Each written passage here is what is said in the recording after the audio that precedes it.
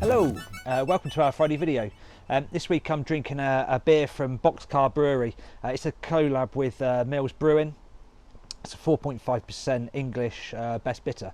There's something about the English style that even for a certified hophead such as myself, it really does stand out. The flavour from the Goldings used in here, it's amazing actually.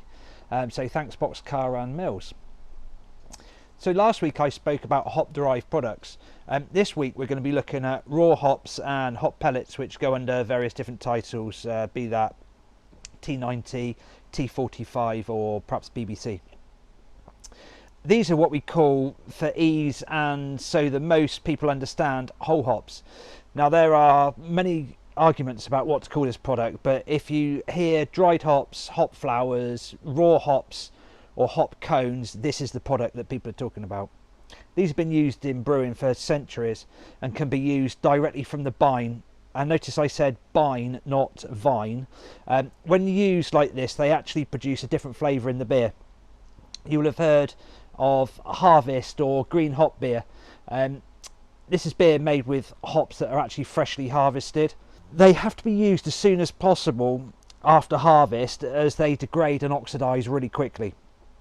Actually, they're used so quickly that no specs are given for alpha, etc. As such, they're used just at the end of boil or for dry hop. These hops that you see here have been harvested from the field. They then go through a threshing type process to remove as much chaff as possible, then kiln to dry them to a specific level, then baled and cold stored.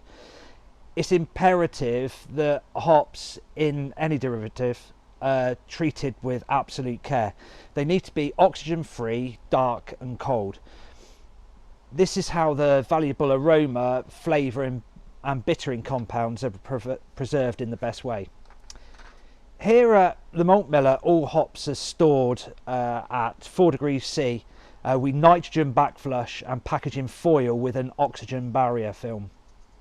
Whole hops can be used at every stage of the brewing process, but always think about separating the hops from the wort or the finished beer if dry hopping.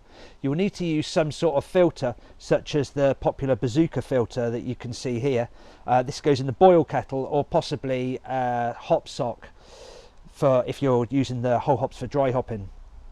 When used like this, they create a filter bed, and when this is done correctly, it allows for crystal clear wort to be processed into your fermenter.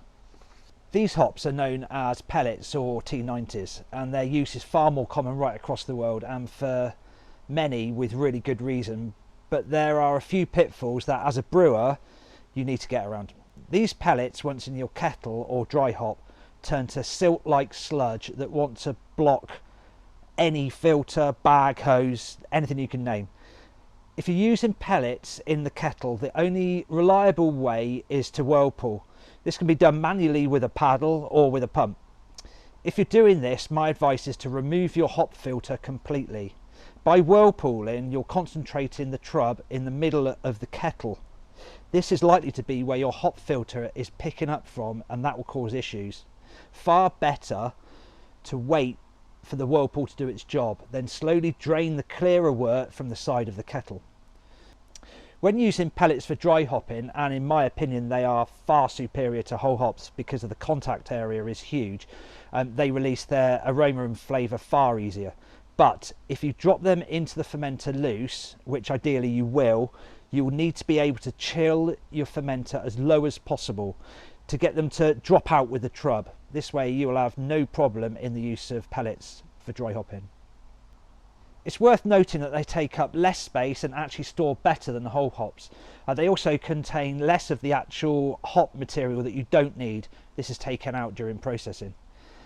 Now we do have some varieties that are known as BBC pellets. These were developed with Boston Beer Company, hence the BBC name, and the massive hop merchant Bathurst. These are a major step up in quality and yield of aroma and flavour in your beer.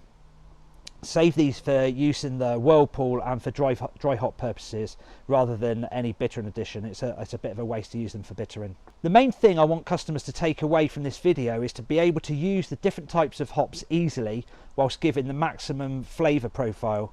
The only way that you can do that is to understand how to use and store your ingredients correctly, and make sure that your supplier does as well. That's all for this week. Thank you very much.